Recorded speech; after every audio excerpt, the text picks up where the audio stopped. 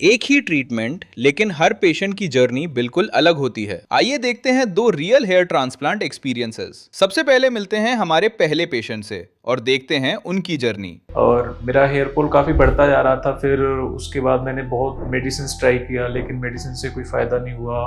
कभी किसी ने कोई ऑयल बताया, कभी किसी ने कोई ऑयल बताया। मैंने सारी चीज़ें ट्राई करके देखी, बट मुझे फ़ायदा नहीं हुआ। तो मुझे क्यूएसटी क्लिनिक के बारे में बताया। मैंने यहाँ के रिजल्ट्स देखे, मैंने प्रोफाइल्स देखी, यूट्यूब पे देखा, इंस्टा पे देखा, तो मुझे रिजल्ट्स बहुत अच्छे लगे। जैसा कि मैंने देखा कुछ अच्छे सेलिब्रिटीज़ हैं, वो भी यहाँ से हेयर ट्रांसप्लांट कराए हैं। जैसे one of the most notable celebrity Rajpal Yadav और दया, जो सीआईडी में दरवाज़ा तोड़ते हैं। हाय, आई एम चौधरी चंद्रकांत। मैं यहाँ क्यूएसटी क्लिनिक में आया हूँ अपना हेयर ट्रांसप्लांट कराने के लिए। मेरी एज 26 ईयर्स है और मेरा हेयर फॉल काफ़ी बढ़ता जा रहा था। फिर उसके बाद मैंने बहुत मेडिसिन ट्राई किया, लेकिन मेडिसिन से कोई फ़ायदा नहीं हुआ। कभी किसी ने कोई ऑयल बताया, कभी किसी ने कोई ऑयल बताया। मैंने सारी चीज़ें ट्राई करके देखी, बट मुझे फ़ायदा नहीं हुआ। तो मुझे क्यूएसटी क्लिनिक के बारे में बताया। मैंने यहाँ के रिजल्ट्स देखे, मैंने प्रोफाइल्स देखी, यूट्यूब पे देखा, इंस्टा पे देखा, तो मुझे रिजल्ट्स बहुत अच्छे लगे। जैसा कि मैंने देखा कुछ अच्छे सेलिब्रिटीज़ हैं, वो भी यहाँ से हेयर ट्रांसप्लांट कराए हैं। जैसे one of the most notable celebrity Rajpal Yadav और दया, जो सीआईडी में दरवाज़ा तोड़ते हैं।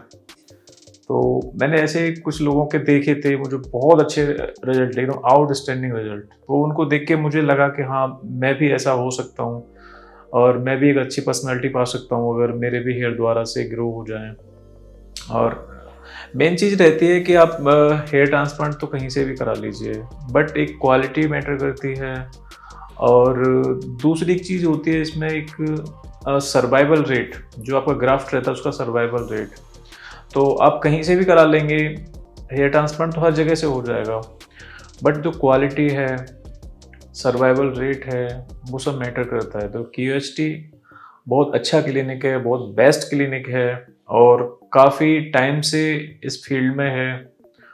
जहाँ तक मुझे पता चला है, पिछले 15-16 सालों से क्यूएसटी क्लिनिक काम कर रहा है और अच्छे रिजल्ट्स हैं।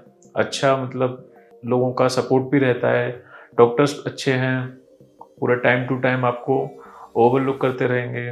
कुल मिला के ये है कि अगर आप भी अपना हेयर ट्रांसप्लांट कराना चाहते हैं, तो मैं आपको रिकमेंड करूँगा कि आप क्यूएसटी क्लिनिक से कांटेक्ट करें।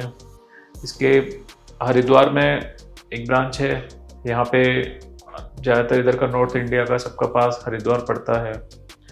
तो आपसे मैं रिक्वेस्ट करूँगा कि अगर आपको हेयर ट्रांसप्लांट कराना है तो क्यूएसटी क्लिनिक में आएँ और अपना हेयर ट्रांसप्लांट कराएँ और एक अच्छी पर्सनालिटी पाएँ।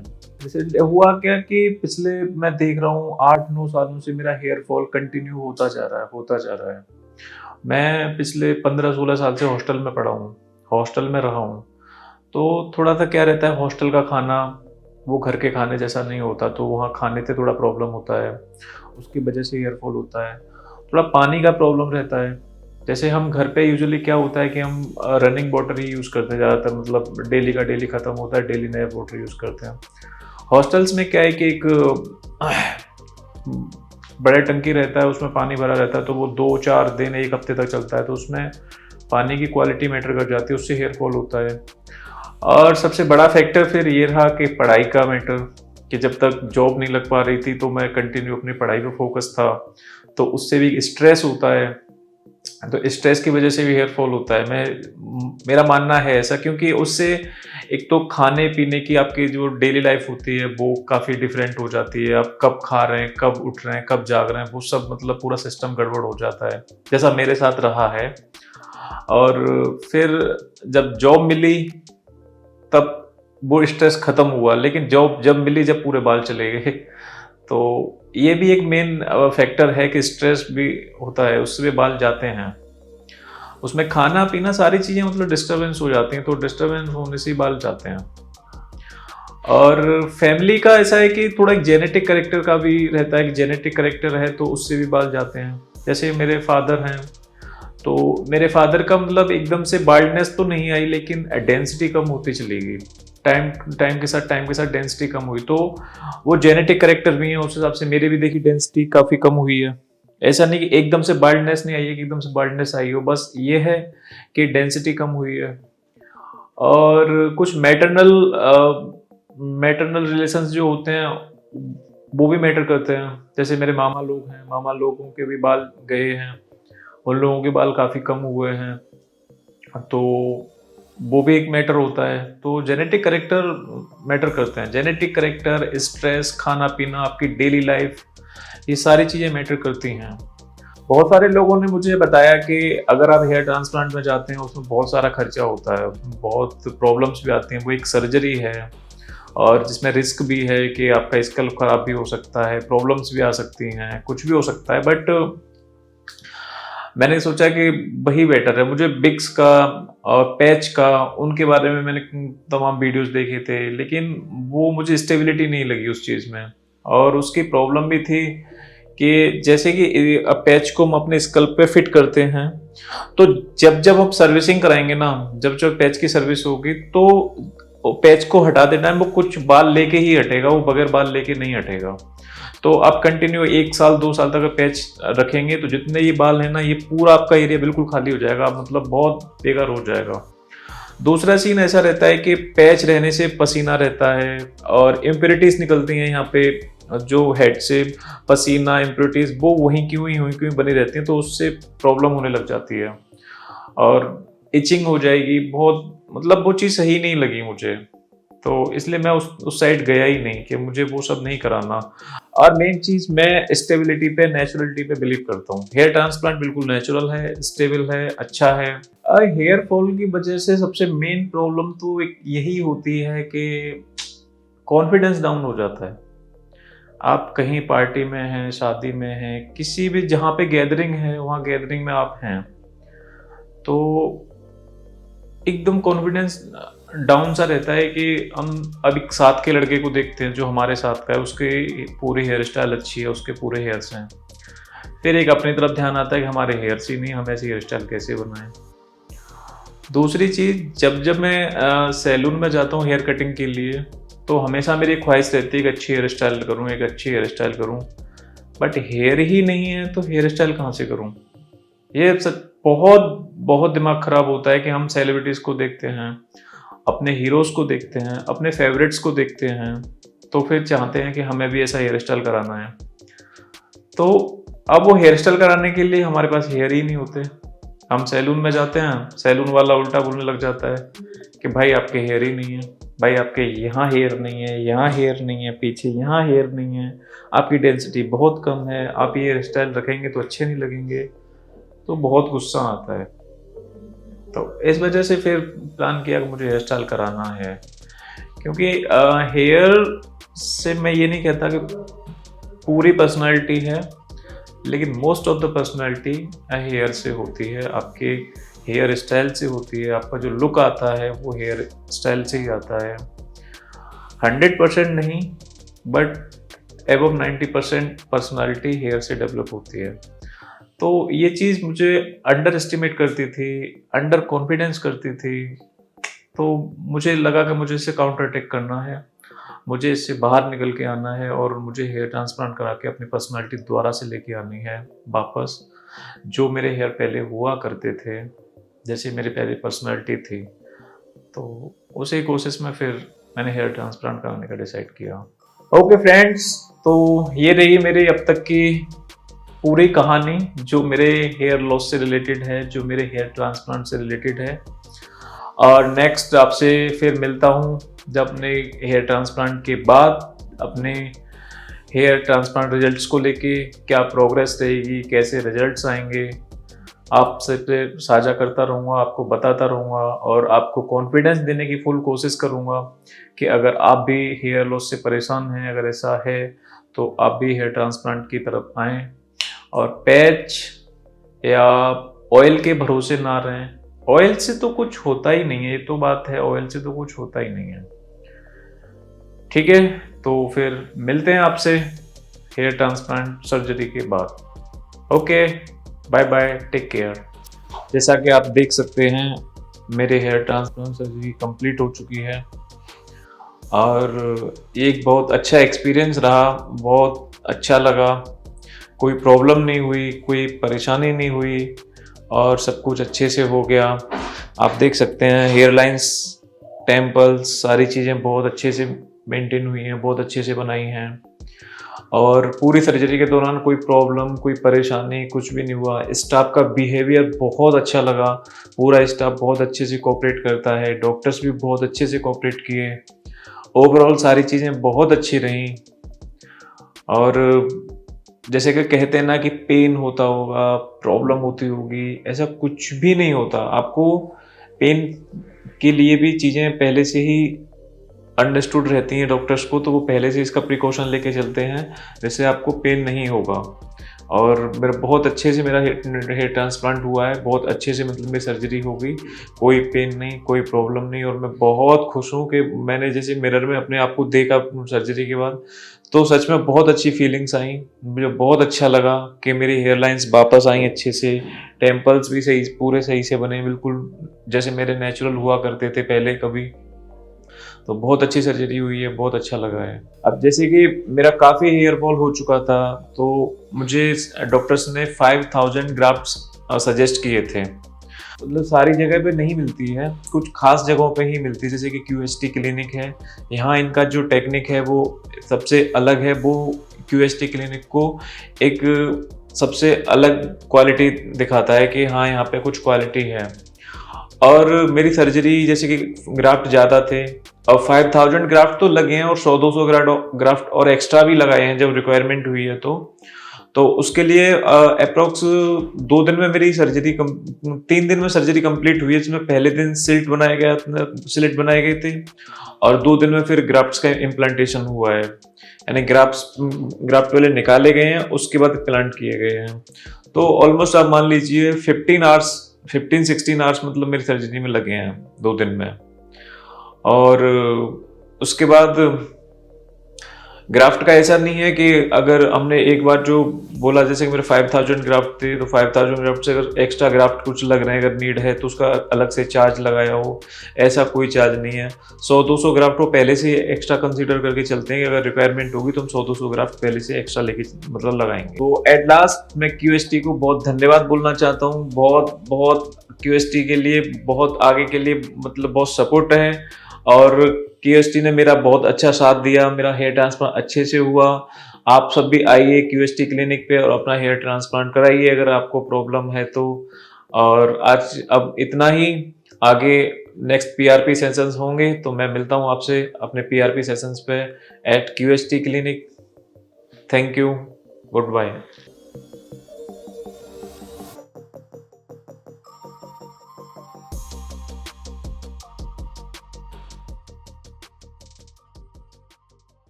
अब बढ़ते हैं अगले पेशेंट की तरफ और देखते हैं उनकी हेयर ट्रांसप्लांट जर्नी किस तरह आगे बढ़ी।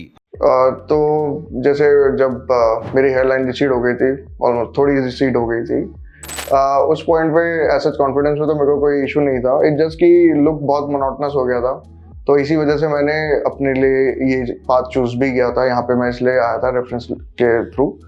और फिर जब मेरे हेयर वापस से आ चुके हैं, I have better hairline, तो अभी ये है कि आई हैव बेटर ऑप्शन कि अपने लुक को कैसे करना चाहता हूँ, कैसे रिप्रेजेंट करना चाहता हूँ।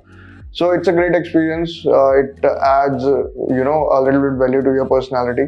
सो मेरा नाम ऋषभ है, मेरी 29 उम्र है और मैंने 2023 अक्टूबर में 1.5 साल पहले करीबन अपनी हेयर ट्रांसप्लांट करवाया था क्यूएसटी क्लिनिक से, और आज मैं अपनी 4th पीआरपी के लिए क्यूएसटी क्लिनिक हरिद्वार आया हूँ। हाँ, तो 1.5 साल पहले करीबन जब ये प्रोसेस हुआ था तो बहुत इजी और बहुत ही कन्वीनियंट हुआ था। उसके बाद आफ्टर प्रोसीजर थोड़े डिस्कम्फर्ट्स होते हैं रात को सोने में, apart from that everything was good. Doctors were very professional about it. पिछले 1.5 साल से शुरू के 6 महीने थोड़ा शेडिंग फेज आता है, अब 3-4 महीने तक थोड़ा दिखता है, स्कैंटी दिखता है, लेकिन उसके बाद ठीक हो जाता है। तो उसके बाद अप टिल नाउ अपनी दवाइयाँ आप रेगुलर यूज़ करते रहो और उसके बाद मतलब ग्रोथ ठीक है। हेयर फॉल होता रहता है, मॉइस्चर वगैरह से काफ़ी हेयर फॉल होता है, लेकिन वो आ भी जाता है। तो अगर आप केयर करोगे, जो मेडिसिन प्रोवाइडेड है वो अप्लाई करते रहता हूँ मैं पूरे टाइम, तो उससे कन्वीनियंटली हैंडल हो रहा है। ऐसे मेरे को फिर से ब्लैंड बाल स्पॉट्स वगैरह अभी तक तो नहीं देखने को मिले हैं। हाँ मतलब जैसे जो पूरा प्रोसेस होता है इस पूरे प्रोसेस के दौरान somebody would be in touch with you guys। मतलब जैसे QHTC के रिप्रेजेंटेटिव्स फोन करते रहते हैं, आपको रिमाइंड करते रहते हैं कि आपकी इस सर्टेन टाइम पे PHP है या आपके मेडिकेशंस अवेलेबल हैं या नहीं है। इस सब का रिमाइंडर QHT का स्टाफ देता रहता है आपको ओवर द टाइम। और इस पूरे टेन्योर में वो मेरे टच में थे, इवन दो प्रोसेस कंप्लीट हो चुका था उसके बाद भी दे मेड श्योर कि मैं अपनी दवाइयाँ जो ऑइंटमेंट्स वगैरह वो सही से लगा रहा हूँ। तो जैसे जब मेरी हेयर लाइन रिसीड हो गई थी, ऑलमोस्ट थोड़ी रिसीड हो गई थी, उस पॉइंट पे ऐसा कॉन्फिडेंस में तो मेरे को कोई इशू नहीं था। इट जस्ट कि लुक बहुत मोनोटनस हो गया था, तो इसी वजह से मैंने अपने लिए ये पाथ चूज़ भी किया था। यहाँ पे मैं इसलिए आया था रेफरेंस के थ्रू। और फिर जब मेरे हेयर वापस से आ चुके हैं, I have a better hairline, तो अभी ये है कि आई हैव बेटर ऑप्शन कि अपने लुक को कैसे करना चाहता हूँ, कैसे रिप्रेजेंट करना चाहता हूँ। So it's a great experience, it adds a little bit value to your personality. हाँ, तो कोविड के बाद जब ऑफिसेस खुले तो मैं दिल्ली शिफ्ट हुआ। वहाँ पे पानी वानी की वजह से, डाइट की वजह से मेरा हेयर फॉल ड्रास्टिकली होना शुरू हो गया था। तो शुरू के 2-3 महीने में मेरे को दिख गया था कि बहुत ज़्यादा हेयर फॉल हो चुका है। I lost a lot of my hairs. तो फिर उसके बाद मैंने 2023 में ये फैसला, मतलब फिर मैं बहुत लंबे टाइम तक बाल रहा, 6-7 महीने तक। फिर मैंने कर लिया, तो जस्ट बिकॉज क्योंकि मैं यहाँ पे नहीं रहता था और बाहर ही रहता था। अब मोस्टली वहाँ पे भी ऐसे नहीं पूरे टाइम बाल हैं, कभी नहीं भी है, कभी बढ़ा लेता था। सो बहुत से लोगों को तो बताना पड़ता है कि इट इज़ बीन ट्रांसप्लांटेड। वैसे तो बहुत लोगों को तो पता भी नहीं है, लोगों को आज तक ये नहीं पता, मेरे बहुत से रिलेटिव ने पता ही नहीं कि मैं प्रोसेस करवा चुका हूँ, क्योंकि उन्होंने मुझे कभी देखा ही नहीं उस दौरान। So yeah it's been very smooth about it and I've been very vocal about it. So with respect to PRP, ये मेरी 4th PRP होगी, जैसे कि मैंने आपको पता ही बताया। और उसमें in terms of pain, tolerable pain होता है, थोड़ी देर का पेन होता है, समटाइम्स वो रात तक भी हो सकता है, बट वो बहुत माइनर होता है, but it is like inconvenience. Apart from that, इस प्रोसेस में आपका अराउंड 20 ml खून निकाला जाता है, उसमें से आपका प्लाज्मा एक्सट्रैक्ट किया जाता है, और फिर वो plasma through injection, through needles आपके स्कैल्प में इंजेक्ट किया जाता है। It helps to nourishes your scalp, क्योंकि बहुत सारी चीज़ें हम इंटरनली अगर कोई चीज़ सपोर्ट नहीं करते तो उसे हम एक्सटर्नली सपोर्ट करने के लिए प्लाज्मा इंजेक्ट करते हैं, which provides it essential nutrients. तो यही इन्होंने मेरे को एक्सप्लेन किया था QHT में शुरू में PRP के लेके, और मैं ऑलरेडी करवा चुका हूँ, तो इसके रिजल्ट्स भी अच्छे होते हैं। इट नरिशेस योर स्कैल्प और आपका स्कैल्प एक हेल्दी हो जाता है। तो या सो एज ऑफ नाउ मैंने आपको अपना 1.5 साल का एक्सपीरियंस बता दिया है। फॉर फ्यूचर रेफरेंस, अगर मैं कभी फिर PRP करना होगा और फिर से रिकॉर्डिंग होगी तो मैं आपको update, I will keep you posted.